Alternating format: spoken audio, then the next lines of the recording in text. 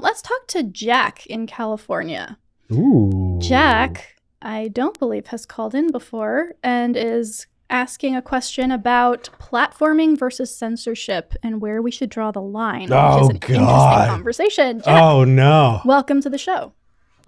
Hey, Eric, you can't know me, man. I woke up, turned on my phone, and the first thing I hear is a rant about geometry, and my little math tutor nerd heart could not handle it.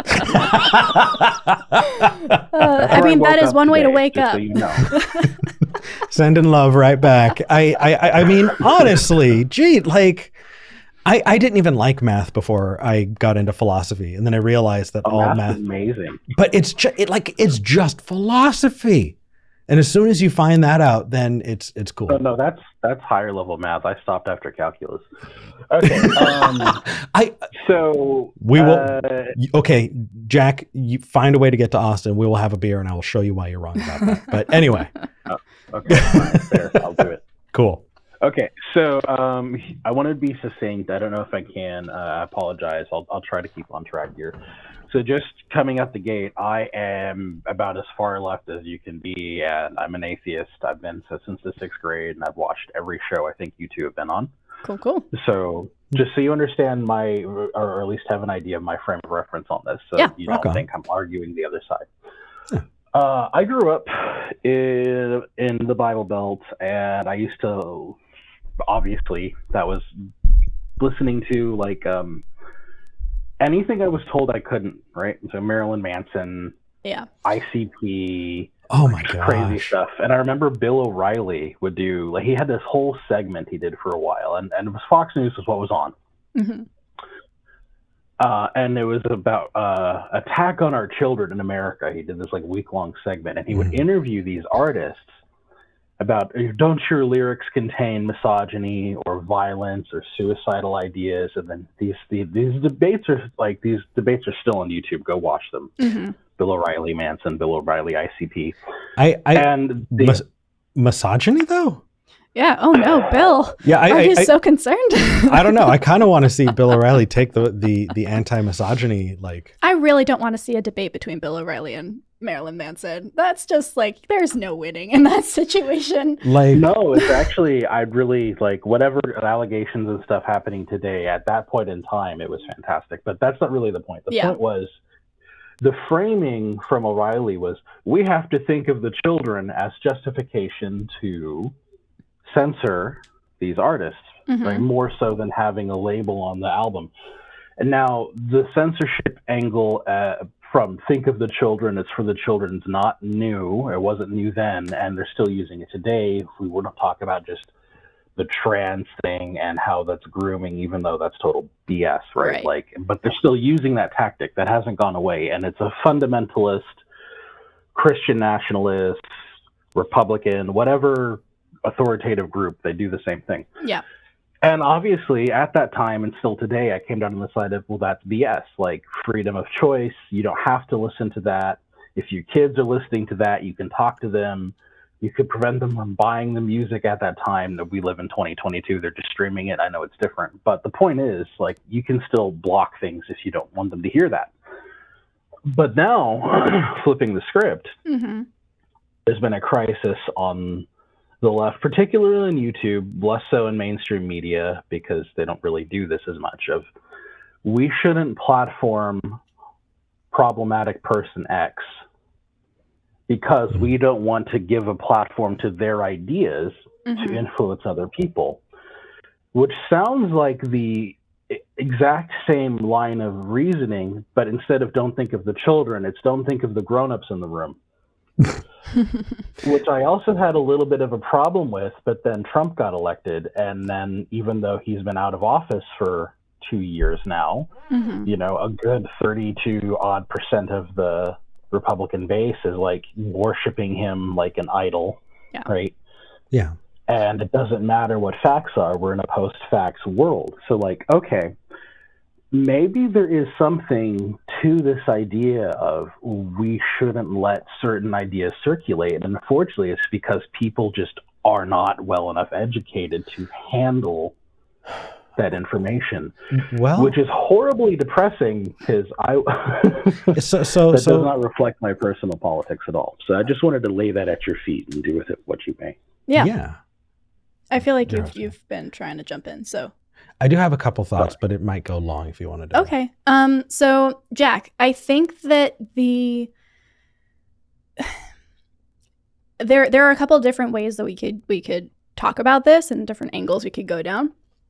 The one that I do want to talk about is that the reason that it is so concerning when a radical fundamentalist religious group starts petitioning to erase certain things from society and are effective at it is because it is an effective strategy.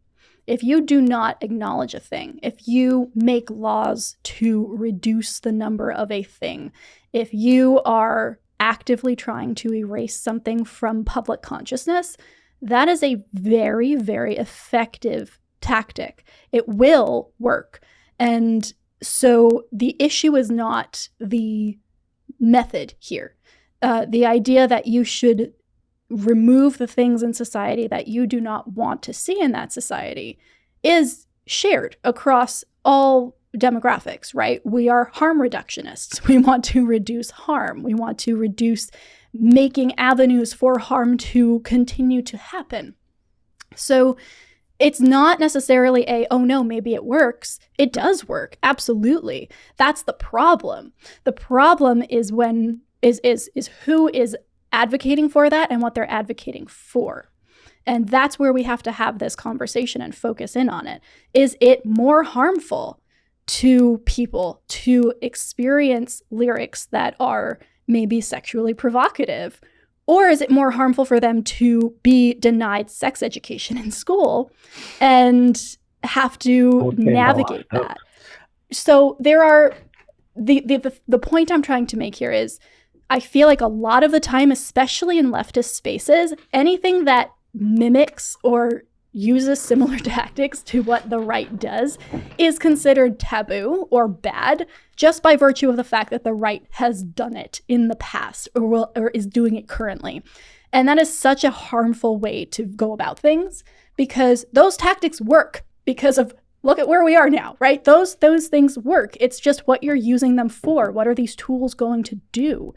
And so we should not be concerned about using the same methods, the same tools as our opponents. We should be playing their game back at them. It's just we need to make sure that what we are doing is consistently interrogating ourselves. What are the things that we are bringing to the table here? What is it that we want to see less of? And what is our motivation for that? Is it, fear of the other? Not a good reason. Is it harm reduction? Cool. Maybe we can talk about it. But these conversations have to happen in that space and not in the space of should censorship be a thing? I think it should, but not necessarily top down, but bottom up. All that to say, yes and no, and kind of. Eric. I'm so glad you talked about censorship. I have disagreements on censorship, but I think that'll get us kind of far afield. Consensusship. Oh, God. Boom. That's a thing now. I kind of want to attack the platforming angle, but Jack, I want to give you the chance to respond to V before I do. I mostly agree with everything V said. I think, I know that the tactic works. I guess that's what's distressing about it because you said bottom up, and that sounds horrible to me because we know where the bottom is. They're not educated on anything. Oh, the top isn't educated either. It's just who am I to say they're lacking education on that? As someone who works in education, my job is to try to get people to not just learn the material to pass the test, but to learn why or to learn how so they can apply it to other things. It's really that whole critical thinking thing. Jack, you're being too kind here. You do realize that Matt Gaetz is in office, correct? Oh, I know. Do you know who is in office here in Texas where we are? Not Devin Nunes where I am. Give yourself a little bit more credit. So I don't think education is the problem here. There are educated people who are really, really stupid. Dumb. Right. Yeah. And there are people who have never gone to school for a day or don't have a GED who are changing the fucking world, right? We've got what's her face? Greta Gerwig, the Thunberg, who is a kid who hasn't even graduated, who is doing really important research. Greta's in university by now. Yeah, I would when argue she came that up compared to same-age children in the U.S., she's pretty damn educated. But yeah, I mean, the education system is certainly another topic, but I wouldn't draw the distinction between educated and non-educated so much as people who are empathetic and people who are not, living in a system where lack of empathy gets you farther. Fair enough. That's actually, Mormons are super empathetic. They're just wrong. So I think we're maybe crossing into a few different territories there. But I do. Can I hit the platforming angle before we move on to the next call? Because I'd really love to hit it. Jack, every few months, for as long as I have been on YouTube, there have been people who have emailed going, I wrote a book. You need to have me on your show. I'm going to be there in 3 weeks. Or, hey, I just deconverted. I would like to host your show. Just let me know when that works for you. Or, oh, hey, I want to spread the gospel. Let's see. I get out of church at noon. Let's do a half hour on your show. And there's this assumption that you get to be on our fucking show. And the fact is that right there is, this is our platform. We get to decide who's being on who is on our show. The examples that I gave aren't immoral or unethical people. It's just fucking entitled people. Us not granting you our audience is not censorship. It is not stifling your free speech. It is drawing a boundary that says, hey, there are some things that you are not entitled to. And so when it comes to platforming, when it comes to people saying, oh, well, do we want to platform this or that? I've also been around long enough in these spaces to see that no matter how stupid the idea is, if you have a big enough platform, it will grow legs. That's just how it works. And I hate it, but it's true.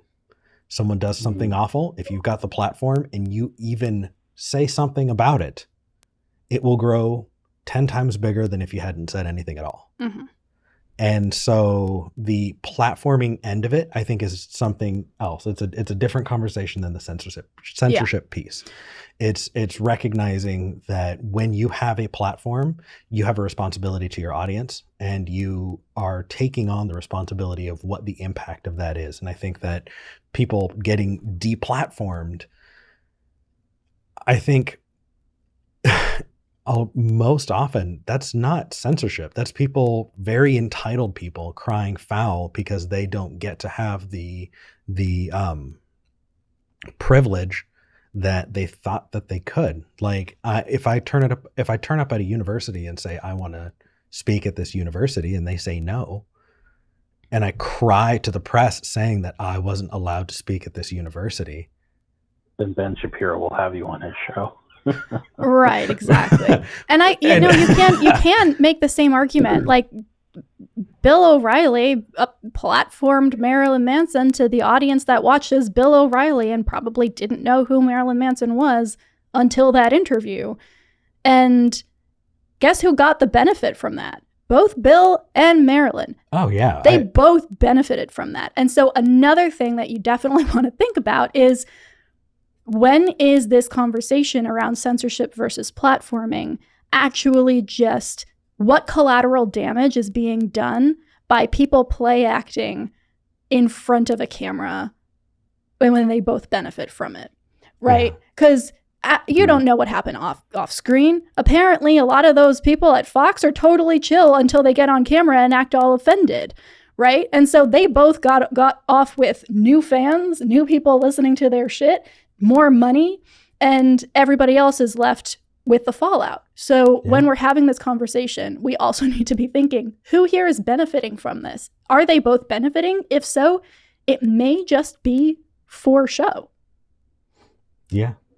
So I get that. I appreciate you guys taking the time. And Eric, you kind of hit on the head where you said that it doesn't really matter. The idea will grow legs. And that's, I guess, what's ultimately really depressing. We need more skeptics. Thank you both for your time. Thank you, real Jack. fast, Jack, before you go, I do want to recommend you check out Tom Nicholas's latest video called Why Elon Musk Couldn't Save Free Speech. It talks about this exact issue, and it's a really good video. I'll also link it in the description, but feel free to go check that out. Thank you, V. I appreciate it. Thank Absolutely. you both. Have a great day. Bye. You too.